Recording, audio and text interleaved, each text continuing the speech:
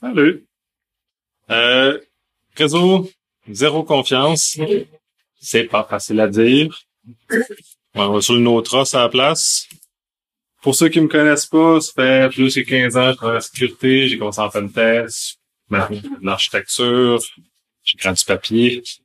Beaucoup plus loin toute la vie que j'étais avant. Qu'est-ce qu'un réseau zéro confiance? Quand on dit vite, c'est encore plus drôle. C'est essentiellement la dématérialisation du périmètre comme on le connaît. À l'heure actuelle, il y a encore beaucoup, on se base énormément sur... oui, ça va, puis ouais? Tout est bien parti? Oui. Ouais. Fait qu'on se base beaucoup sur le fait de l'existence du périmètre, un peu comme les châteaux forts, on faisait couche sur couche, on protège les différents éléments. On a un château fort, on a la douve tout le tour qui empêche les gens de rentrer. Fait qu'on a beaucoup copié ce modèle-là dans en sécurité, parce qu'on aime ça copier des modèles qui ont été éprouvés par le passé. Puis essentiellement, ça servait beaucoup à protéger les paysans qui payaient un tarif en contrepartie de la protection qui était donnée par le château et le seigneur qui était à cet endroit-là. De ça, il y a les seuls militaires professionnels qu'il y avait à ce moment-là, c'était des chevaliers, qui, en tout cas, là, c'est une belle représentation, mais ils devaient être beaucoup moins chic à l'époque. Puis essentiellement, le plus gros des forces combattantes, c'était des paysans qui étaient utilisés dans les forces combattantes. Le plus grand élément technique qu'il y avait à ce moment-là, c'était le trébuchet, qui était l'élément qui était ultime, mais excessivement lent. Puis la détection d'intrusion se faisait essentiellement par de la xénophobie. Puis c'est très sérieux parce que les étranges, on les repérait vite. Donc à ce moment-là, on avait une occasion de pouvoir les repérer. Fait que ça, c'était comment le modèle militaire fonctionnait au Moyen-Âge et qu'on a essentiellement copié dans nos façons de structurer nos réseaux de façon qu'on a de protéger nos choses. Le problème là-dedans, puis comme la doctrine militaire a dû affronter, c'est que les choses changent, le terrain change, les théâtres de bataille changent, ce qui fait que maintenant, il n'y a plus d'éléments de profondeur. Ça se fait des guerres de tranchées, comme si ça c'est plus en Afghanistan ce cas-ci, où on doit se battre contre des gens dans des collines, dans des brousses. On sait jamais son où, on sait jamais quoi faire. Fait qu'on doit dans un autre environnement qui nous rend ça beaucoup plus difficile, en tout cas pour les militaires. Et aussi dans un moment de très grand libéralisme, et on laisse rentrer énormément les gens. Fait qu'on est très contre la xénophobie, donc on est très inclusif, on amène les étrangers chez nous. Fait que c'est beaucoup plus difficile à ce moment-là de détecter des éléments malicieux. Puis un château, ça vaut quoi quand on arrive avec des hélicoptères? Fait que toute la structure par couche qu'on s'est bâti, puis même militairement parlant, a été de plus tellement efficace, avec des forces de frappe qui sont franchement beaucoup plus impressionnantes que ce qu'on pouvait avoir avec nos épées puis nos destriers à l'époque. Puis les forces de reconnaissance sont beaucoup plus sophistiquées aussi maintenant. On a des outils qui se sont développés pour justement contrer tous ces éléments-là. Fait qu'essentiellement, l'armée s'est énormément adaptée au changement de paradigme que l'armée a eu la chance de prendre beaucoup d'années avant d'arriver à devoir faire ce changement de paradigme-là parce que les modes de combat n'ont pas évolué si vite que ça. Un peu plus dans les dernières années, mais pas de temps. Fait que c'est quand même pas si pire. Mais là, quand on transpose ça aux Internet, ce qui est notre univers à nous. Quand on a commencé à faire de la sécurité, il y avait des ordinateurs centraux. Fait qu'il y avait pas beaucoup de monde qui était là, qu'on les connaissait. Fait que c'était facile à ce moment-là d'appliquer le modèle de xénophobie, c'est-à-dire qu'on a un étrange, on sait pas ce qu'il fait, donc lui, on est capable de l'expulser du réseau, on est capable de le tasser facilement. Fait qu'il y avait pas beaucoup de choses. Le problème étant, c'est que la multiplication des nodes. Et là, toutes ces personnes-là, même, on prend même plus qu'un node par personne. On est rendu avec une multiplication infinie de la capacité de nos équipements à se brancher. Tout se parle maintenant. Tout est smart, tout est intelligent. Mauvaise traduction, mais je trouve pas que mon téléphone est une façon intelligent, mais smart, ça peut fonctionner. Fait qu'on a un changement de paradigme très important dans lequel on vit et on a un petit peu de misère à s'adapter comme... Bonjour, guys. On a beaucoup de sa misère à s'adapter. La menace elle-même aussi comment a évolué énormément avec les années, puis on n'est plus genre à des universitaires qui sont dans leurs universités, qui trippent avec leur mainframe, qui font leurs affaires, ou qui font comme le Maurice Worm, une petite blague qui tourne mal. On est plus avec des choses qui sont beaucoup plus professionnelles, puis même la menace elle-même change de visage, elle a tendance à devenir beaucoup plus anonyme, beaucoup plus diversifiée, beaucoup plus diffuse. Fait que c'est très difficile pour les organisations d'affronter ce genre de choses-là. Et nos maigres firewalls sont probablement aussi efficaces que ce parapluie pour réussir à lutter contre les choses. Comme on pourrait rajouter un petit peu d'humour dans tout ça.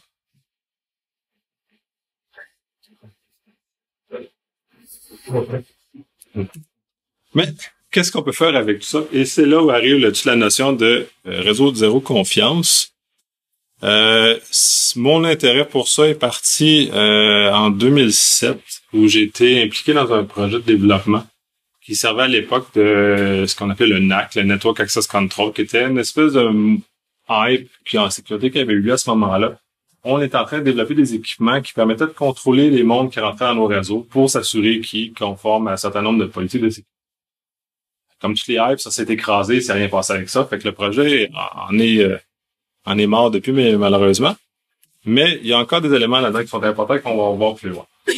À travers cette époque-là, il y a le Jericho Forum, qui était un groupe de gens brillants qui ont décidé de réfléchir ensemble sur une architecture qui s'appelle collaborative, orientée vers la collaboration. Puis à ce moment-là, puis même en 2007, c'était excessivement innovateur puis très hors de son temps. Ils développaient des concepts où justement on dépérimétrisait le réseau, c'est-à-dire qu'on faisait fondre les barrières tranquillement du réseau pour arriver à quelque chose qui est plus fluide où la proximité était là. Mais c'était très audacieux comme genre de modèle à ce moment-là. Ce qui fait que ça a pas pogné. Parce que les modèles trop audacieux sont généralement... Puis surtout dans une époque où le monde des télécoms est fondamental, puis il est encore fondamentalement très rigide. Ils changeront pas leur façon de faire du jour au lendemain. Fait que c'est très difficile à leur vendre l'idée d'introduire des éléments nouveaux de structuration dans leurs choses. Fait que à ça, il y a maintenant, ce que je vais vous parler, c'est qu'il y a deux éléments qui sont en train d'émerger, puis qui sont en train d'émerger de façon commerciale réellement. Fait qu'ils vont avoir une existence réelle probablement qui va grandir. Donc, le premier élément, je l'ai fait comme ça, je suis bien drôle. La microsegmentation. La microsegmentation, c'est essentiellement ce que VMware fait beaucoup de promotion, qui permet justement de changer le paradigme de virtualisation puis de déplacement des différents payloads. Fait qu'essentiellement, c'est eux autres qui mettent beaucoup d'emphase, c'est le mouvement SOS qui font référence dans leur documentation, qui est essentiellement de déplacer une charge de travail de façon d'une zone à l'autre sans aucun impact par rapport aux différents éléments. Fait que ça, pour faire un petit explication de base, puis ça, je me suis basé sur le document de Google dans ce cas-ci, qui comment décortique leur data center. Fait que ils sont très comiques parce que c'est comme des borgs. Fait qu'essentiellement, c'est ce qu'ils font, c'est qu'ils découpent les unités physiques puis les virtualisent à outrance. Fait qu'à partir de ce moment-là, le logiciel n'a plus de connaissance du matériel. Et la couche, elle est vraiment séparée. Puis cet élément-là est aussi vrai au niveau du stockage. Fait qu'il n'y a pas d'aucun élément dans le stockage qui est connu des logiciels. Fait qu'à ce moment-là, ça devient capacité de déplacer ton payload n'importe où, n'importe comment, de n'importe quelle façon, sans aucune conséquence à ce qui se passe. Donc, à partir de ce moment-là, qu'on tombe dans un monde de l'hypervirtualisation où, finalement, le conteneur ultime, puis un peu de Docker, c'est un peu une représentation de cette notion-là. Peut-être un peu rattaché encore avec du matériel, mais on s'en va tranquillement vers ce genre de choses-là. Puis les autres, c'est tout automatisé avec leurs affaires de bord, tout ça. Là, on est capable de hyper-virtualiser. À partir de ce moment-là, on est capable de déplacer facilement un payload d'une machine à l'autre sans conséquence parce que le payload, quand il interroge ces données, il interroge un API qui tourne toujours l'information, peu importe le stockage qui est en dessous, peu importe les éléments. VMware, ce que les autres prétendent, le module qu'ils vendent avec ça, c'est NSX, qui est essentiellement du labeling, c'est-à-dire on tag la sécurité en même le payload. Le tagage, à partir de ce moment-là, ça a l'avantage que quand on déplace le payload d'un endroit à l'autre, les règles de sécurité vont suivre le payload. C'est-à-dire que s'il n'y a pas des accès réseau pas autorisés, ou la gestion des identités conséquentes avec ce payload va suivre son payload, peu importe il est où. À l'intérieur d'une organisation, ça va, mais on est même capable de le propulser à l'extérieur de l'organisation, et encore là, il va suivre. C'est pour ça qu'encore les gens sont confortables à prendre leur payload et l'envoyer dans le nuage de façon aussi fluide que ça, mais n'empêche que ça demeure quand même possible. Puis ça sert essentiellement à couvrir l'aspect serveur back-end en termes de de disparition du périmètre. Puis ça a un certain intérêt, mais de mon point de vue, l'intérêt est beaucoup plus grand.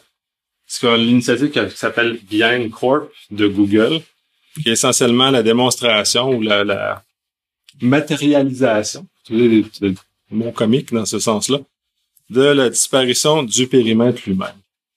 C'est là où ça devient hyper intéressant. Là, vraiment, l'objectif, c'est que il n'y a plus de périmètre au sens où on le vit au niveau des utilisateurs. Si on regarde ici un peu, là, c'est un grand dessin complet où toutes les flèches pointent partout, puis tout bouge, tout se recoupe. Essentiellement, c'est que l'utilisateur peut se brancher n'importe où dans le monde puis accède à ces informations corporatives. C'est-à-dire que je peux être sur la Lune puis travailler comme si j'étais au bureau. Puis ça, c'est le transfert que là, on a décidé de faire, de changer les différentes relations de confiance entre les différents éléments. Parce que dans notre réseau interne, on fait beaucoup confiance que l'équipement qui est là, il est légitimé, il a été homologué. La corporation, la compagnie a décidé de passer ses outils, le monitorer, tout ça. Là, il assume ce genre de choses. Dans un modèle comme ça, on assume plus rien. Puis là, ça change complètement. Puis les autres ont pris une voie assez intéressante qui se rapproche beaucoup de ce que je faisais quand j'étais à Network Access Control en NAC. C'est qu'à ce moment-là, on va énormément faire du contrôle dans on ne va pas le 802 avec savoir le radius. C'est-à-dire qu'au moment où on se branche dans le réseau, parce qu'on peut se brancher aussi dans le réseau de chez Google. Et à partir de ce moment-là, on doit s'authentifier. Fait que là, déjà là, on a une identité qui est répertoriée, qui est ensuite ramenée dans le champ, qui donne des accès, ensuite, puis le device lui-même est l'autre côté de l'équation, que le NAC avait essayé de contrôler il y a plusieurs années, puis avec pas de très grand succès. Et contrôlé de façon beaucoup plus forte. Puis ensuite, on va un proxy géant dans le milieu, puis tout de suite. On va voir dans les plus grands détails ce qu'il y en est. Mais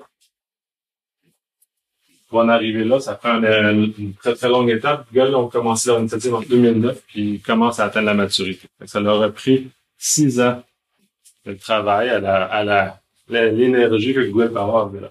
Ça, c'est un exemple de trace d'un chemin de migration qui propose. Il n'y a pas grand-chose de très mystérieux là-dedans. Je pense que la plupart des gens qui ont travaillé dans des réseaux d'entreprise vont comprendre assez facilement que tu sais pas la plug sur ton utilisateur en jour 1, parce qu'il ne sera pas content, il va crier. Et plus il est du point dans l'organisation, plus il va crier fort, plus il va faire ta job. Donc, essentiellement, ils vont progressivement changer le VPN. À ce moment-là, ils vont commencer à monitorer le VPN pour réduire l'utilisation du VPN. Ils vont réduire l'utilisation. D'ailleurs, dans leur modèle, c'est que la notion de VPN disparaît complètement de leur modèle. C'est qu'il n'y a plus de client lourd et plus de VPN. On est vraiment branche, j'accepte. Donc ça, presque, je me l'authentique et j'accepte. Les workflows, ben ça, c'est toute l'analyse. Ils regardent à ce moment-là comment l'information circule. L'utilisation des applications, parce qu'il y a énormément d'enjeux au niveau de migrer les applications. Parce que là, dans ce modèle-ci, c'est facile quand on a juste du web. Si on met un gros proxy géant, puis pouf, on reverse proxy, bonsoir, c'est fini, on n'en parle plus. Ça fonctionne comme ça. Par contre, dans un environnement où les applications legacy ne fonctionnent pas nécessairement en web, puis même les applications plus modernes, ils ne tolèrent pas nécessairement très bien un reverse proxy qui vont casser la communication entre le client et le serveur. Des fois, il va y avoir un petit chose qui fonctionne moins bien. Fait qu'ils vont surveiller énormément, ils vont monitorer énormément, ils vont regarder leurs applications. Comment ça fonctionne, qu'est-ce qui se passe, puis comment ils peuvent transformer ces différents éléments-là ensemble. Puis là, on le voit d'une façon autre, qui est peut-être un peu plus architecturale cette fois-ci, puis qui est peut-être un peu plus facile à comprendre, où on voit toutes les ressources qui sont utilisées à l'intérieur de l'entreprise. Le gateway qui est dessus. C'est là toute la magie de leur gateway, c'est qu'ils ont pas programmé des reverse proxy à bord. C'est pour ça que c'est un effort qui est assez monumental dans leur cas. Ils ont tout recodé. Comme il y a un pool géant d'ingénieurs qui développent, ils en ont tasqué plusieurs. C'est qu'ils se sont développés un proxy à eux autres. Puis pour le modèle interactif, c'est du SSH qu'ils mettent en arrière. Fait qu'ils font des tunnels SSH pour channeler toute la communication qui est pas web, puis ils l'envoient à travers leurs différents éléments. Puis ensuite, on remonte une autre couche, l'intelligence. Là, c'est là que ça devient assez intéressant. Puis on va le voir dans la prochaine slide. D'ailleurs, c'est toute l'intelligence arrive des données ensuite. Fait que d'autres, ils mettent énormément d'énergie sur la collecte d'informations. Tout ce qui précède, c'est l'entrée, si on veut, c'est que la décision est prise basée sur tout ce qui est à gauche, fait dans le milieu, les proxys donnent ensuite ce qui se fait là. L'utilisation d'un modèle comme ça, puis ça l'a permis à beaucoup de développeurs de simplifier leurs applications, parce que justement, quand on parle de proxy ici, ils ont délégué au proxy tout le chiffrement. Fait que tout le volet intérieur n'est plus chiffré à ce moment-là, il n'y a eu plus de communication directe. Et j'ai vu les avis de Martin, oui. Fait que les autres ont délégué comme ça. Fait qu'ils ont coupé de façon très nette, par exemple. Fait que tu peux pas te brancher de façon autre que par le proxy à l'intérieur. Fait qu'on a décidé de faire un transfert de cette nature-là en assumant que tu es plus capable de rentrer d'une autre façon que par les proxys qui sont là, qui sont une espèce de gros proxy géant qui partout, tout channel. C'est sûr que si lui casse, on est un petit peu dans la chemin, mais ils l'ont testé de façon probablement suffisamment extensive pour ce que ça fait, c'est qu'aussi, ils ont déchargé une partie de l'authentification, une partie de l'autorisation proxy. Fait que les développeurs ont, jusqu'à un certain égard, sorti de la logique de leurs applications. Tout ce qui était l'authentification, ils l'ont déplacé dans le proxy. Puis si on revient dans les slides précédentes, on le voit un peu davantage comme, oups, je suis allé trop loin. On le voit davantage comment les éléments sont dans la piste proxy qui passent par là. Et le second silent fonctionne aussi dans ces éléments. Ils sont capables de suivre l'information, suivre les communications, puis ils vont modifier le proxy pour channeler l'information d'authentification jusqu'à l'application. À ce moment-là, l'application doit faire confiance au proxy parce qu'à ce moment-là, il n'y a pas d'autre capacité de vérifier que l'utilisateur est bien ce qu'il est. Puis ça pose un certain enjeu aussi à ce moment-là. Fait qu'à ce moment-là, les applications, c'est qu'ils transportent la charge comme ça. Là, c'est sur le côté interactif, il n'y a pas d'élément de transfert. Mais cet élément-là, je pense que c'est une version modifiée de Apache qu'on a utilisé pour le proxy pour réussir à channeler puis faire du rewrite dans le code pour réussir à transférer l'information dans les posts qui sont envoyés jusqu'à l'application en arrière. Ça, c'est le modèle qu'on a utilisé pour réussir à décharger. Toutes les nouvelles applications doivent se conformer à ce genre de modèle-là aussi. Fait que ça demande une réingénierie assez massive de leurs choses. Puis comme les autres sont beaucoup web, puis même les applications qui diffusent ouvertement, c'est ceux qui utilisent à l'interne aussi. Fait que le Gmail utilise le même Gmail que nous autres, c'est les mêmes éléments que nous autres. Fait que les autres, ils passent toujours vers ça, puis ils utilisent cette espèce de gros proxy-là pour transformer les choses. En entreprise, c'est peut-être beaucoup moins évident de commencer à transformer des applications tiers pour les conformer à ce genre de choses-là. Mais il y a quand même quelque chose d'intéressant à faire à ce titre-là. Mais tout le cœur, ça c'est juste pour l'accès, mais tout le cœur de décision de la politique est de l'autre côté. Puis c'est là où ça joue très fort, puis ils mettent beaucoup d'énergie, puis que là où nous, comme entreprise, j'en connais plus qui sont rendus jusque-là.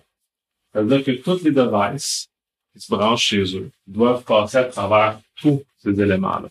Fait que les patchs sont vérifiés. Il y a des scans de vulnérabilité qui sont faits sur tous les devices qui accèdent, puis ont des scores. Basés sur les scores, s'en vont dans un système d'inventaire. Et à partir de ces informations-là, sont capables de prendre une décision si le device est autorisé ou n'est pas autorisé à rentrer sur le réseau. Ce qui fait qu'à ce moment-là, on est capable d'avoir un certain degré de confiance que le device n'effectuera pas l'intérieur du réseau qui est propriétaire. Dans ce cas-ci, ce qui est intéressant dans leur modèle, c'est que c'est pas du BYOD comme on est habitué, ou comme on entend qui est popularisé. C'est vraiment des devices qui sont contrôlés par Google à ce moment-là. Puis ils n'autorisent pas des devices qui sont pas contrôlés. Fait que si ton device, ton téléphone ou chose, tu peux pas l'amener s'il n'a pas été normalisé ou homologué. Tu peux pas rentrer dans un système d'inventaire. Le système d'inventaire, c'est vraiment là où tout le cœur roule. On est capable de savoir tout ce qui se passe, tous les éléments. Pour les post-low, on va utiliser des certificats qui vont binder fortement sur les machines pour être capable de les identifier de façon sans équivoque. Mais ensuite, les autres systèmes, c'est tous des systèmes de croisement heuristique pour trouver, ramener l'information comme les faire. Tout ensemble, parce que pas tous les systèmes donnent les mêmes informations sur les mêmes devices puis comment les rapatrier. C'est un énorme, semblerait que c'est un énorme défi pour eux autres de faire ces espèces d'éléments de corrélation. Mais le cœur est vraiment sur le fait. Oui, Dimitri? Tu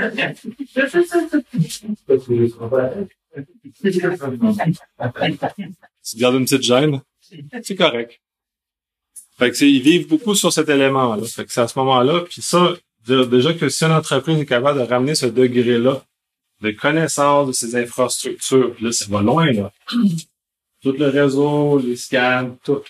Fait qu'ils sont capables d'inventarier ça dans un seul et même système. Chapeau.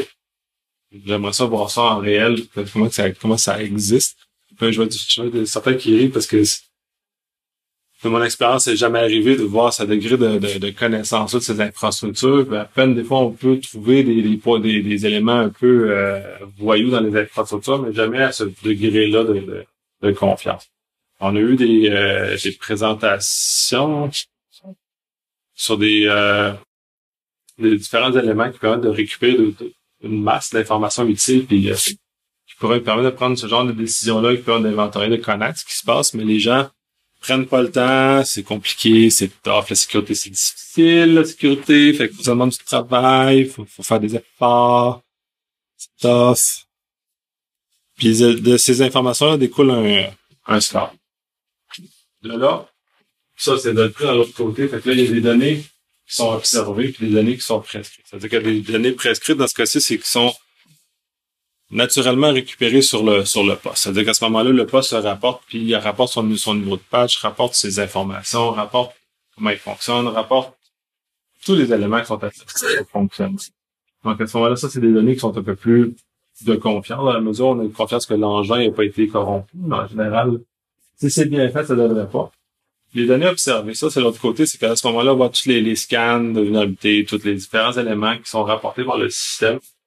Ils sont tous corrélés, ils sont descendus, puis il faut qu'ils donnent les accès en question. Ça, c'est un peu les grandes lignes du système. Oui. Oui. Si les places sont encore mangées comme ça? Ça, c'est Google qui fonctionne comme ça. Google. Ça existe pour de vrai, ce modèle-là. J'ai pris un modèle qui existe pour de vrai. Alors ça, c'est comme le modèle. C'est un modèle dans la vraie vie. Parce que quand j'ai fait, en 2007, on parlait de NAC, tout ça, on amenait ces concepts-là à ce moment-là. Mais le monde n'était pas prêt encore à regarder ça parce qu'il n'y avait pas d'incitatif majeur à vouloir dématérialiser puis à vouloir vraiment séparer les gens de façon ils sont très séparés, là. Même si on parle de dématérialisation, puis si on compare ça au NSX, c'est pas exactement la même chose. Ils sont vraiment séparés. Oups, je suis toujours trop loin. J'aime mon mur de pierre. Tout est vraiment coupé par le proxy. Tout passe par là. Les autres, à la place de mettre un firewall conventionnel, ils mettent une espèce de boîte intelligente, capable de prendre des décisions qui sont basées sur le Access Control Engine qui est en arrière. Puis ils vont prendre un paquet de décisions qui vont permettre aux personnes de rentrer ou pas.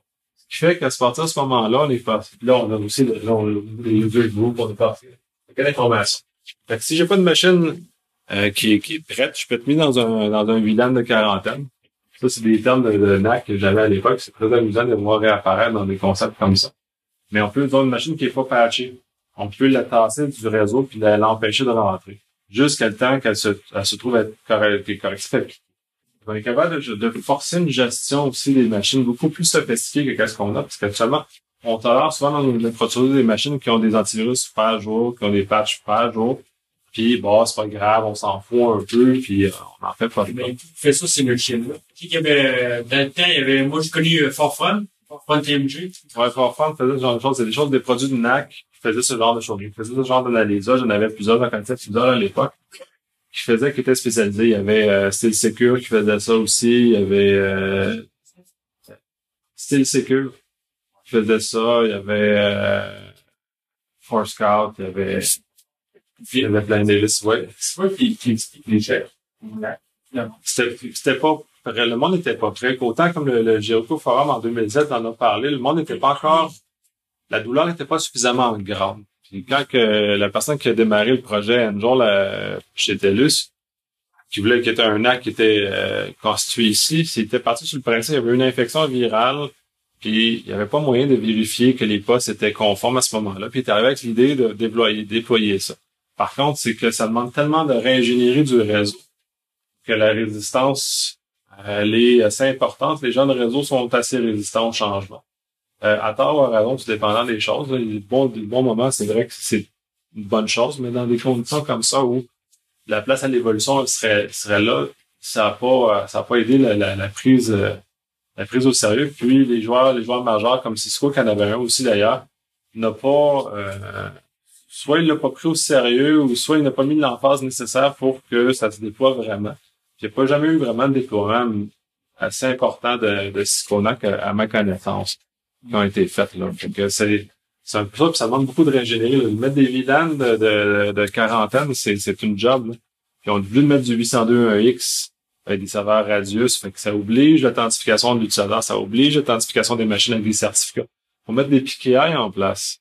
C'est pas le fun de mettre un PKI en place.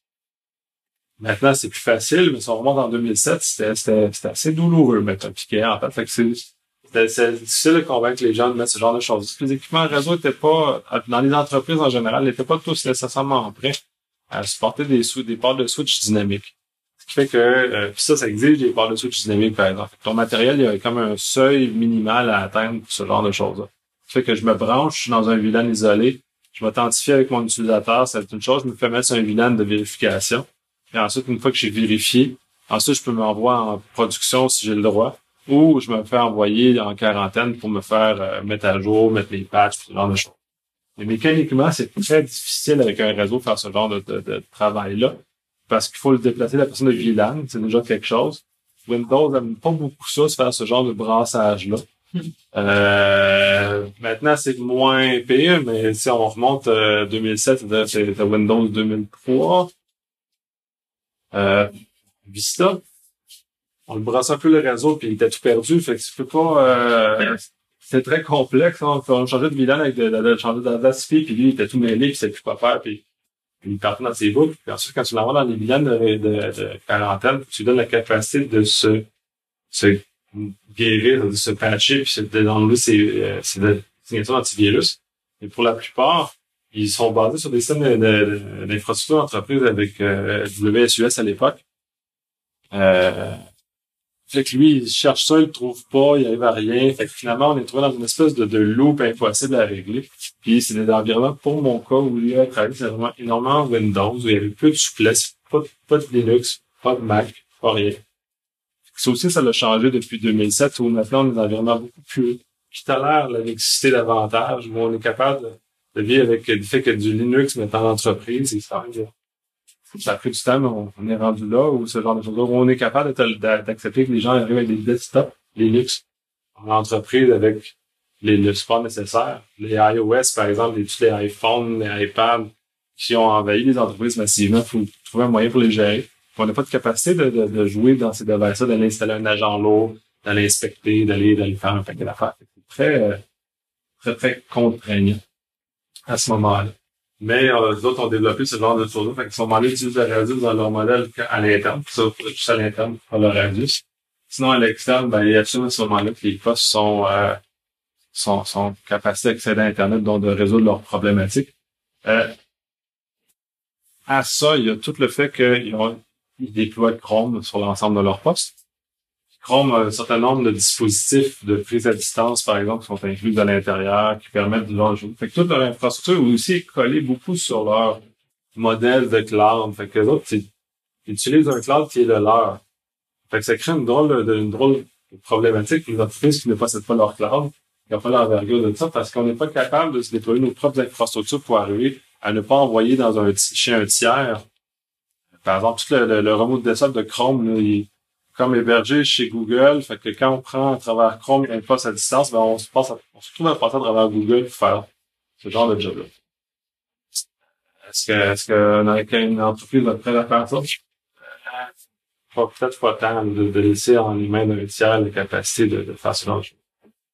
Google, c'est beaucoup d'efforts pour se séparer, mais c'est juste de voir qu'il y a une enquête policière qui fait tout débalancer, puis tout le monde participe, puis ouvre leur coffre, puis tout le monde montre leur affaire. C'est un peu moins concret à ce moment-là. D'autres questions? C'est très intéressant, parce que c'est plus ça qui est l'intéressant de ça que la présentation elle-même. Google, ils acceptent les iOS. Oui. Oui, ils acceptent les iOS. Ils acceptent les Mac aussi. Ça fait partie d'ironie de la chose, mais en même temps, on est dans des environnements qui sont de plus en plus ouverts. Même Microsoft accepte l'idée maintenant de développer une version Office pour Mac qui est du bon sens. qui est pas juste une espèce d'affaire douteuse qu'ils font parce qu'on pourrait mettre ça à Steve Jobs, qui est vraiment une vraie version qui est robuste, qui fonctionne avec les SharePoint d'entreprise, qui fonctionne avec les choses. Fait que même Google accepte cette idée-là, mais de toute façon, il y a beaucoup dans ces compagnies-là, comme VMware aussi d'ailleurs, par Facebook, beaucoup d'utilisation de Mac aussi qui est très présente dans l'entreprise. Fait que ils sont beaucoup plus en contact avec ça, avec cette diversité-là, que ce qu'on connaît plus dans nos entreprises faites au Québec par rapport à ça. Mais oui, ils acceptent. Je me demandais si fallait qu'il y ait des trucs directs dans le QGNS. Mais dans Android, les autres vont utiliser, il y a des choses dans Android qu'on ont développées spécifiquement pour ce genre de choses-là, parce qu'ils permettent les téléphones, les tablettes de se brancher sur notre infrastructure. Il se base sur le fait que en iOS, c'est une espèce de GUID unique ou un UID unique qui identifie de façon unilatérale. Il se base là-dessus, au lieu d'utiliser les certificats pour déduire de qui tu es, pour te placer dans l'inventaire et t'associer fortement. Utilise cette identité-là. En Android, ils vont utiliser une espèce d'application qui fait sensiblement la même chose, qui permet ce degré de certitude-là que le téléphone est bien le téléphone de la personne à ce moment-là. C'est sûr que le problème avec Android, c'est qu'on est capable d'ouvrir le HUD et d'aller changer les choses dedans. Le router beaucoup plus facilement qu'un iOS, par exemple. Fait qu'il y a beaucoup de vérifications qui sont faites, qui sont associées à ça aussi pour s'assurer que le device n'est pas routé négativement ou il n'y a pas un rootkit négatif ou néfaste dedans, malicieux. On va pas les genre de choses. Oui, dans le fond, je pense que maintenant, c'est, comme tu disais, c'est vraiment plus facile à faire des systèmes comme ça, surtout que le software defined networking qui est... Ouais, c'est ça, c'est tout le volet NSX, c'est ça. Parce que, dans le fond, maintenant, si tu mets un plan de quarantaine dans le software defined networking, c'est gratuit, là, un petit peu plus décidé que... Ouais, le SDN n'est pas gratuit. Mais une fois que quand tu l'as, ça coûte plus rien parce que là, t'es en limite sur tout ce que effectivement, tu peux faire. C'est ça qu'on s'en va sur des software defined data center, aussi les SSD, les DC, qui sont un peu une continuité de cette mouvance-là de virtualisation, de hyper-virtualisation, finalement. Et puis rien, fait que c'est facile de déplacer tes équipements dans les brassées. Dans un volet data center, ça se fait dans un volet usagé, c'est plus difficile. C'est pour ça qu'un peu les deux modèles prônés autant par VMware pour sa virtualisation que Google pour son Beyond Corp, sont des objectifs qui se ressemblent mais qui se retouchent pas encore. Parce que un va vraiment virtualiser le back-end, l'autre va vraiment virtualiser dans ce cas différencier le front-end à ce moment-là, les clients, les postes, les choses comme ça. On arrive au moment où les postes de nos devices, on s'attend à ce que ça se connecte tout seul, que ça marche tout seul. On ça comme dans Star Trek, puis il fait computer, puis il y a quelque chose qui se passe, puis ça se fait, tout se parle, puis tout ça te demande pas de t'authentifier 10 fois avec des mots de passe complexes, puis des certificats. Comme ça, on est encore un petit peu loin de cet aspect-là des choses, parce qu'il y a beaucoup de certificats dans ce modèle-là. Il y a de l'authentification forte qui est quand même associée. C'est pas parce que on se débarrasse de nos RSA ou peu importe. On est quand même contraint avec des modèles d'authentification qui sont eux qui ont pas encore passé aux computers qui quelque chose qui se passe. Malheureusement. D'autres questions, d'autres choses à discuter, parce que c'est ça qui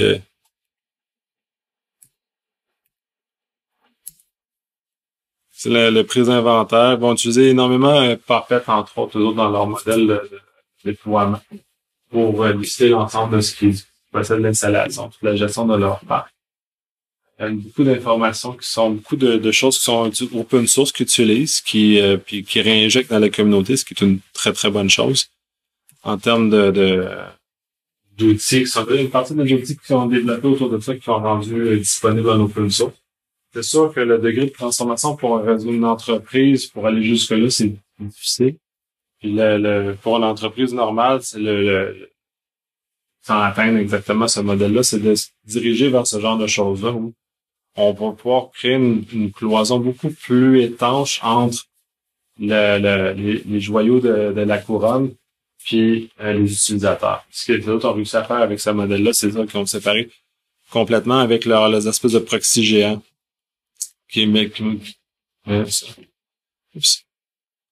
leur gros proxy qu'ils mettent là, c'est ça qui sert de contrôle, puis qui délègue beaucoup d'informations, ce qui résume tout le problème à l'intérieur, où il n'y a plus personne qui rentre à l'intérieur. Et c'est probablement plus ça le gros problème qu'on a actuellement dans nos réseaux, c'est que on va cloisonner, soit on a des réseaux plats, puis il y a certaines organisations d'autres, on va cloisonner un minimum, d'une certaine façon, mais le problème de ces cloisons-là, c'est qu'ils sont pas efficaces ou ils vont laisser rentrer, puis finalement, ils finissent par se détériorer avec le temps, parce que la réalité fait qu'il y a un port qui est pas ouvert, on va ouvrir un gros, puis ça, l'accumulation de toutes ces affaires-là, finalement, que c'est un gruyère. Dans ce cas-ci, il peut pas avoir de gruyère parce qu'on n'ouvre jamais rien. Toutes les policies sont faites à ce moment-là, ils sont toutes détaillées. Sont appliquées par la classe contrôle engine. Si je suis un ingénieur qui est pas dans les bureaux de Google, mon accès peut être limité à un certain nombre de choses. Puis c'est une politique qui est incontournable à ce moment-là. Puis, à moins de réussir à tromper le proxy, dans le réseau là, je peux pas rentrer plus loin que ce genre de choses. Ouais. Justement, par proxy, tu sais que, pour les développeurs, on a besoin de se soucier de l'authentification, c'est le proxy. Mais quelque part, ça ne fait pas un périmètre, justement, le périmètre de passer le proxy. C'est ça, il n'y a plus rien à l'intérieur. C'est là, on rembarque sur le concept. C'est pas de la microsegmentation comme on voit avec VMware, par exemple, dans le data center. Je sais pas comment Google l'applique, ce modèle-là, parce que, dans le fond, dans un modèle parfait, on aurait d'un côté cette espèce de modèle-là pour les utilisateurs, puis de l'autre côté, on aurait toute la microsegmentation. Ce qui fait que tout ton payload à l'intérieur, même si je réussis à casser le proxy, ce qui pourrait arriver très probablement, quand j'arrive de l'autre côté, je suis pas plus avancé parce que je suis dans une nébuleuse de microsegmentation. Et tout est contrôlé, fait que peu importe, je peux pas parler à rien que si je suis pas autorisé avec des autorisations explicites. Et ça aussi en microsegmentation, c'est que chaque device sait à qui il parle tout le temps. Mais sans que le device lui-même, sans que le payload le sache, l'étiquette de sécurité qu'on met dessus contrôle naturellement ça. Et ça, c'est ton infrastructure enforce, met en application ça, parce que là, à ce moment-là, si ton infrastructure ne l'applique pas bien, mais là, t'es comme pas avancé, puis là, ça devient un peu plus shaky. Fait que, souvent, on met beaucoup de choses comme ça. Là, on met pas d'effort sur le device lui-même de se contrôler lui-même comme en microsegmentation. Là, on a un proxy qui va être vérifié, puis avec une longue liste d'épiceries de choses à vérifier avant de te laisser rentrer. Puis si tes patchs sont pas à jour, ben t'as le droit d'accéder, disons, à ta feuille de temps, mais t'as pas le droit d'accéder au dépôt de code. Parce que tu peux risquer d'infecter ton code comme ça, fait que t'as plus le droit d'accéder au code. Mais tu dois faire ta feuille de temps parce que tu vas te payer. On va te contrôler ce que tu fais. Fait. Il y a des décisions aussi qui sont prises comme ça dynamiquement à partir des règles de contrôle. Mais ça, il y a énormément de jobs d'analyse, il y a énormément de réflexion qui est en arrière de ça. Puis ça s'est pas fait du jour au lendemain aussi. Un effort assez grand. Mais c'est intéressant aussi parce que ça nous force à nous faire l'inventaire de ce qu'on a dans nos réseaux, de savoir qu'on fait des processus, puis nous remettre à jour, puis nous remettre au bout de choses. C'est une idée aussi de comment ils font pour truster les données qui arrivent dans le poste, de savoir que ça, c'est mon score, mais tu sais, j'imagine moyen d'envoyer un faux score. Pas nécessairement, c'est ça, on arrivait dans le modèle, comment qu'il détruit ces informations. T'as deux éléments qui observent, des données observées, des données précises. Observer, ça, c'est à l'extérieur de ce que le poste peut faire. Lui, il y a plusieurs éléments de vérification à l'extérieur qui vont se faire, comme le scan de vulnérabilité, il va l'attraper, puis il va se demander, il va l'attacher à son score. Les données prescrites, là, on pourrait, c'est ça que je disais tantôt, on pourrait tricher. C'est qu'ils sont trop, parce qu'il y a un agent sur le poste nécessairement qui va récolter l'information du niveau de patch, récolter l'état du système en général. Puis si lui, on est capable de le tromper, effectivement, c'est capable d'augmenter notre score pour contrer les limites qui nous seraient imposées, parce que là, on a l'antivirus par jour, donc on n'a plus accès à la prod. Puis c'est vrai que le délai de latence, ça fait au moins d'une minute. En moins d'une minute, dès que tu tombes plus scoré assez haut, tu es éjecté automatiquement des systèmes dans lesquels tu avais été supposé accès. Fait que si maintenant il y a une patch, puis c'est quel le fameux bug sur Android, c'est chose de média. Strash. Ouais, ça, mais ça, en l'espace de moins d'une semaine, tout leur parc était patché. Parce que du coup, quand la vulnérabilité est sortie, ça a eu des effets positifs de ça. Tout le monde a perdu accès. jusqu'à temps que la patch jusqu'à temps qu'ils appliquent la patch sur leur Android. Ben, leur Android a perdu accès. Leur poste de base n'a pas perdu accès, là, mais le device était dangereux. Fait que ça l'a forcé une convergence rapide de tout le monde. Puis, vous devez vous patcher. Puis, si tu le fais pas, t'as pas accès. Ça vient de régler le problème à ce moment-là. Ben, c'est un bon incitatif. Si tu veux pouvoir travailler, ça a un effet quand même. Il fait le bien, c'est intéressant. C'est un des bénéfices de ce genre d'approche-là, ultime, qui est beaucoup plus complexe aussi. Il y a juste des paramètres de réseau. D'autres questions, d'autres choses à discuter? Non? Moi, ça ferait le tour. Ils n'ont pas non plus tous les cas d'application legacy. Ils bâtissent quand même sur des modèles d'architecture qui sont plus récents. Mais en entreprise, là, selon les contextes, quand même difficile avec les places. C'est énormément. Le concept, la plaisir au fait, on parle de bimodal aussi. Là, tu connais le concept. Ben, pas sûr, là, mais en gros, l'idée, c'est de bâtir des architectures plus modernes en essayant de pas vivre avec la dette technologique. Mais c'est sûr que, il faut arriver un jour à ce niveau-là, avec une dette, technologique. Ouais, ben, ça, du contexte d'où t'arrives, c'est sûr que je comprends que il y a une certaine dette, effectivement, mais toutes les entreprises, là, en ont une plus ou moins grande, mais, c'est jamais pris en compte, c'est comme toutes les choses, les intérêts s'accumulent puis devient ingérable à un moment donné. Effectivement, quand on doit avec des systèmes centraux, par exemple, pour pas le dire, ça devient très complexe d'embarquer dans un modèle de cette nature-là. Par contre, eux autres l'ont réglé en utilisant le gateway SSH. Donc, le gateway SSH vient contrer cette limitation-là. Puis c'est souvent ça parce que on a tendance à penser, OK, c'est en web, puis ça va être facile à migrer dans ça. C'est pas nécessairement facile du web. Puis tout le legacy qui n'utilise pas le web, qu'est-ce qu'on fait avec? On le met à côté de ça. Il y a beaucoup de solutions qui, jusqu'à présent, ne prenaient pas en compte ce genre d'éléments-là. Puis on le voit apparaître, là, c'est des redirecteurs SSH qu'ils utilisent. Ou qu'on voit aussi avec les VPN SSL qui vont rediriger le trafic Fait que c'est une façon d'arriver à ne pas... Ça reste qu'ils ont tout reprogrammé leur authentification sur toute leur machine. Pas de facto. C'est disponible, mais ils peuvent continuer à fonctionner comme avant. Fait qu'ils mettent à la disposition des nouvelles applications cette façon-là que l'information soit poussée du proxy vers l'application, mais en même temps mettant un système en place pour pas que tu fasses des replays, des choses comme ça. Là. Fait qu'il y a d'autres mécanismes qui sont autour qui complètent ça. Mais qu'essentiellement, oui, mais ils permettent. Fait que c'est sûr que l'incitatif est là. Plus de nouvelles applications vont utiliser ça parce que c'est plus facile. Il y a moins de travail à faire. Fait que quand tu as moins de travail à faire comme ça accélère ton cycle de développement, ça accélère tes choses. Fait que tu mets des incitatifs qui fait que les gens vont tranquillement aller vers ce genre de choses-là. Mais pour les applications qui sont plus legacy ou qui sont pas web, ils ont le proxy qui permet ça, le chose SSH, le redirecteur SSH qui permet de faire ce même genre de choses-là aussi. Ou un redirecteur TLS aussi. Qui peut être utilisé pour encadrer ce genre de choses. Fait qu'il pousse à distance de bras les utilisateurs puis tu rentres pas chez eux. Tu seras juste en web. Question. Prêt pour quelle compagnie pour la main? Moi, je travaille à mon compte, là. T'as ton compte? Ouais. Je pense que tu travailles pour une compagnie privée, privé ou public. Non, j'ai un client, mais non, j'ai pas une grosse, je suis pas un employé d'une grande compagnie. Fait que je vends pas rien non plus. Tu sais, je parlais d'NSX, par exemple.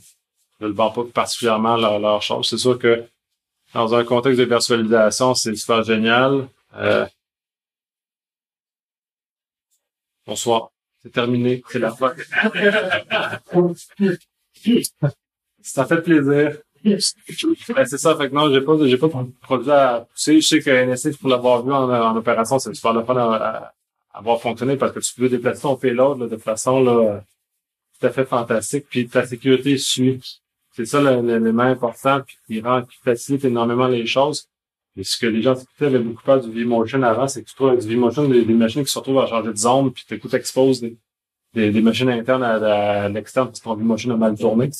Mais dans ce cas-ci, ton payload, ton étiquette de sécurité suit tout le temps.